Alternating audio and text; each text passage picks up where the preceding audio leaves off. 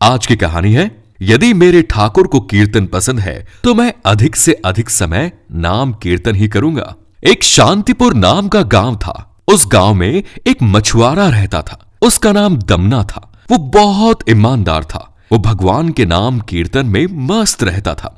यहां तक कि वो मछली पकड़ते और बेचते हुए भी भगवान का नाम गुनगुनाता रहता था। एक दिन वो अपनी ही धुन में कहीं जा रहा था कि उसके पैर से कोई पत्थर टकराया। वो रुक गया। उसने देखा एक काले रंग के गोल पत्थर से उसका पैर टकरा गया है। उसने वो पत्थर उठा लिया, वो जेब में रख लिया, ये सोचकर कि ये मछली तोलने के काम आएगा। वापस आकर उसने वो पत्थर मछली के वजन को तोलने के काम में लगाया। कुछ ही दिनों में उसने समझ लिया कि यह पत्थर कोई साधारण नहीं। जितना वजन उसको तोलना होता, पत्थर उतने वजन का ही हो जाता। धीरे धीरे ये बात फैलने लगी कि दमना मछुआरे के पास वजन करने वाला पत्थर है। वो जितना चाहता है पत्थर उतना ही तोल देता है। किसी को 1 किलो मछली देनी होती है तो तराजू में उस पत्थर को एक तरफ डालने पर दूसरी ओर 1 किलो की मछली ही तुलती है। अगर किसी को 2 किलो की चाहिए होती है तो वो पत्थर 2 किलो के भार जितना भारी हो जाता है। इस चमत्कार के कारण उसके यहां लोगों की भीड़ जुटने लगी। भीड़ जुटने के साथ ही दमना की मछली की बिक्री बढ़ गई। बात एक शुद्ध ब्राह्मण तक भी पहुंची। हालांकि वो ऐसी अशुद्ध जगह पर नहीं जाना चाहते थे जहां मछली बेची जाती हो, किंतु चमत्कारिक पत्थर को देखने की उत्सुकता उसे दमना की दुकान तक खींच लाई। दूर खड़ा ब्राह्मण दमना को मछली तोलते देखने लगा। उसने देखा कि कैसे वो पत्थर हर प्रकार के वजन को बराबर तोल रहा है।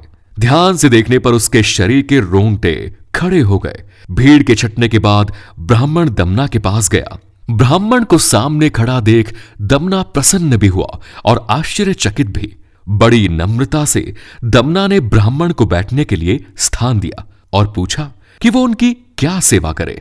ब्राह्मण बोला, तुम्हारे इस चमत्कारिक पत्थर को देखने के लिए ही मैं तुम्हारे पास आया हूं, या यूं कहें कि ये चमत्कारी पत्थर ही मुझे खींचकर तुम्हारे पास ले आया है।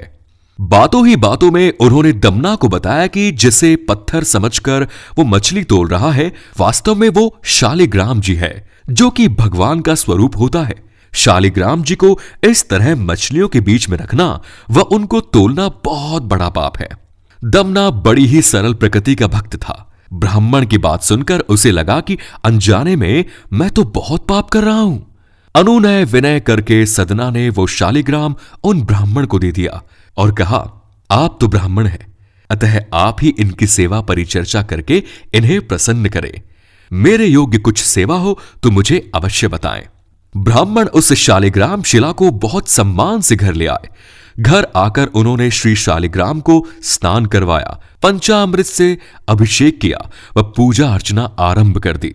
कुछ दिन ही बीते थे कि उन ब्राह्मण के स्वप्न में श्री शालिग्राम जी आए व कहा, हे ब्राह्मण, मैं तुम्हारी सेवाओं से प्रसन्न हूं, किंतु तुम मुझे उसी मछुआरे के पास छोड़ाओ।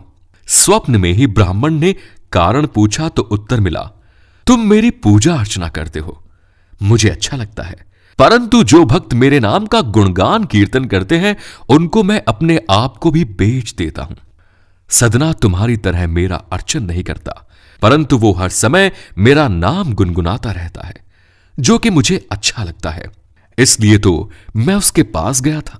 ब्राह्मण अगले ही दिन दमना के पास गया व उनको प्रणाम करके सारी बात बताई।